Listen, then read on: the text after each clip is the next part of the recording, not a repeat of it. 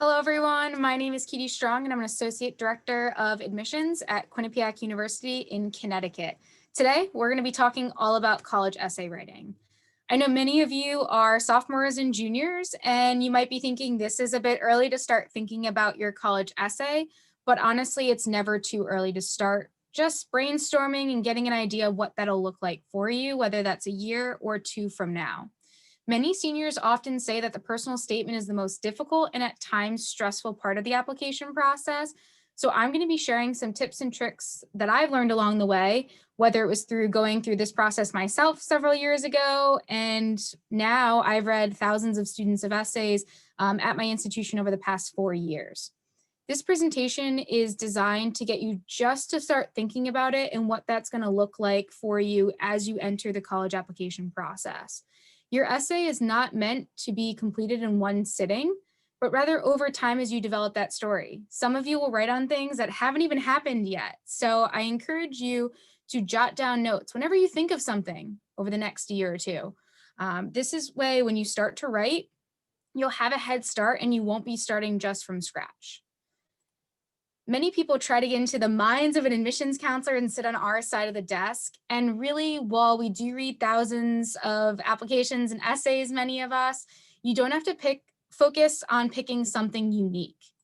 I know that oftentimes students are stressed and they want to make it stand out, but you can do that by sharing something new about yourself through your own voice.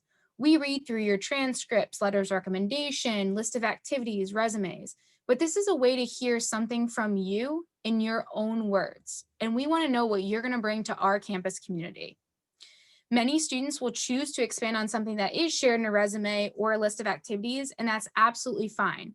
This should just be written in your voice, and it doesn't have to sound too polished. It should feel as if you're sharing a story and really grab our attention. As you begin to brainstorm ideas, I encourage you to write freely. Most of the students I talk to should not be worried about their essay being too short and trying to meet the minimum amount of words. I have most students who are trying to cut down their essay to make it shorter so that it fits in with those word limits. So write freely and then work on cutting it down once you have everything written out. I do recommend having someone else look at it and sit in the shoes of an admissions counselor and someone like me who would be learning something about you for the very first time. Pick something that you're excited about, not something that your parents or family think you should be writing about, because we can definitely tell if you're excited to share this with us. I know that many of you hear all the time to kind of avoid a cliche topic and be very careful about what you're thinking about. We do get a lot about a game-winning goal, getting an A in a class. And to be honest with you, I'm a former athlete. I know that it's, in our nature to write about athletics. As an athlete, there is a way to do it that will tell us something new rather than just telling us the story of a game where your team won and you came from behind. So just be very careful as you begin to develop those ideas. Just be sure if you're going to share about personal challenges or mental health experiences that you're comfortable doing so and it comes off in a way that will add to their campus community.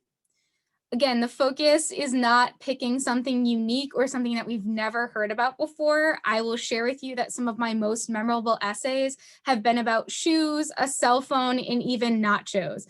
So it's not about picking something that has to be over the top or outside of the box or super creative. As you think about your own essay, I want you to brainstorm, and there's a number of brainstorming activities that you can do on the internet. If you want to bookmark this video and come back to it later, I've listed out how to start thinking about developing a topic if you really just aren't sure what you want to write about or where to turn. It's really just a way to start thinking about the things that are important to you, what affects you in your daily life, and maybe that might help develop something that you're thinking about. I encourage students to bullet a few things in several different categories. And then once you do that, list out 2 to 3 things that are related to each of those bullet points. And then narrow that down by selecting something that you can share an entire story about, and doing so by writing down one paragraph first, 4 to 5 sentences. telling a story, describing that experience, how that person or thing shaped you, what you learned from it. And don't worry about this being the beginning, middle, or an end to a story. Just write freely, maybe how you felt in that moment. Bring us to that experience with you, and how that thing or event has shaped you, or describe that person in detail.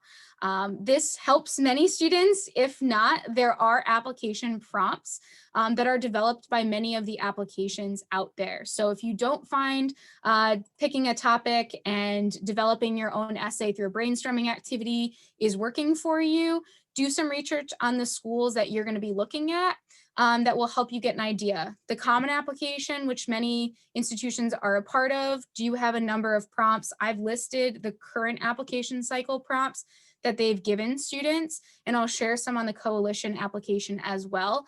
I want to point out that the last one on the Common Application is always pick your own topic. So that's always an option for students as well.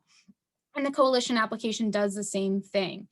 There are a number of other application types out there, including Penn State's, that have supplemental essays or other application prompts.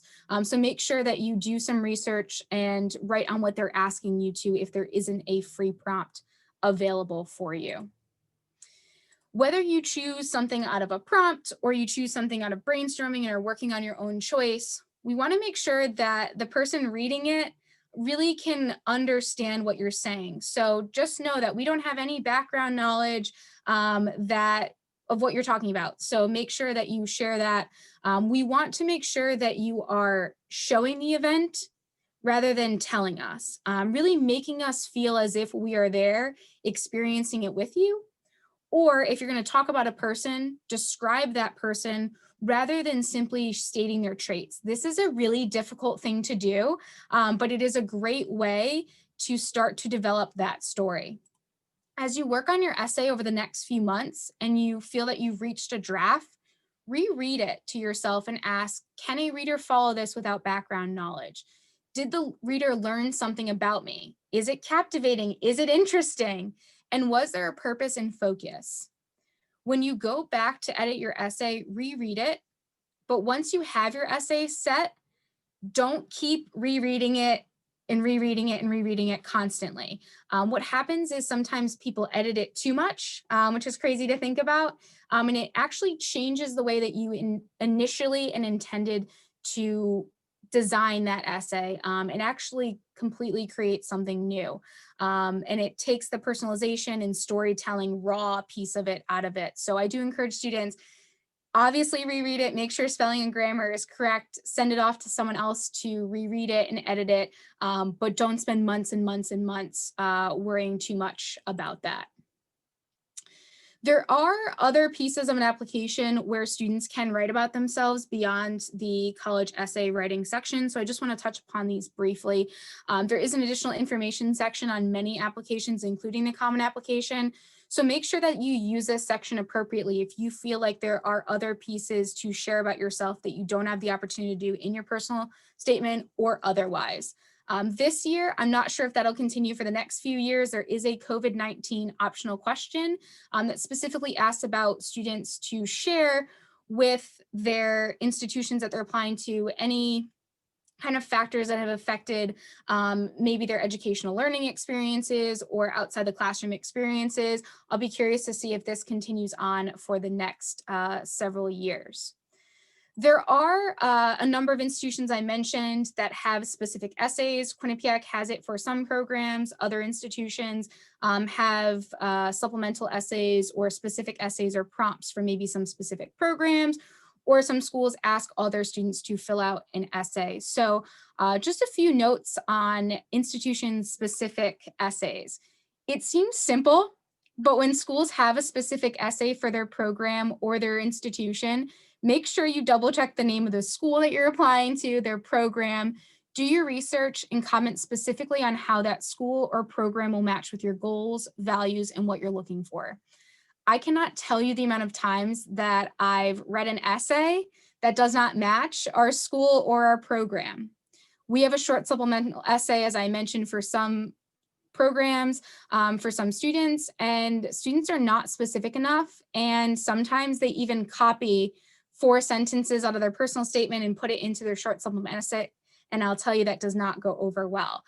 So make sure that you're just adding more information because there really isn't too much information that we can get from our students. Remember that every piece of your application plays a part in our review.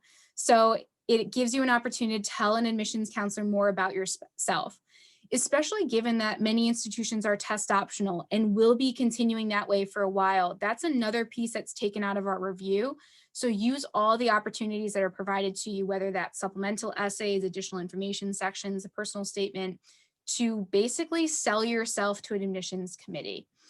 So that is my kind of recommendation to students on what to look for when they're building out really any essay or any writing component that's a part of the application that's going out to schools and colleges.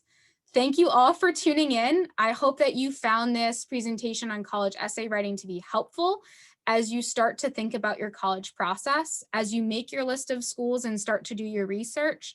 Also start to think about what type of application they use and maybe what you'll be asked to write about eventually down the road as you enter your senior year. My contact information is listed here. So if you do have any questions about Quinnipiac or other institutions in the future, I'm more than happy to help. I hope everyone stays safe and healthy and hopefully see you in the future.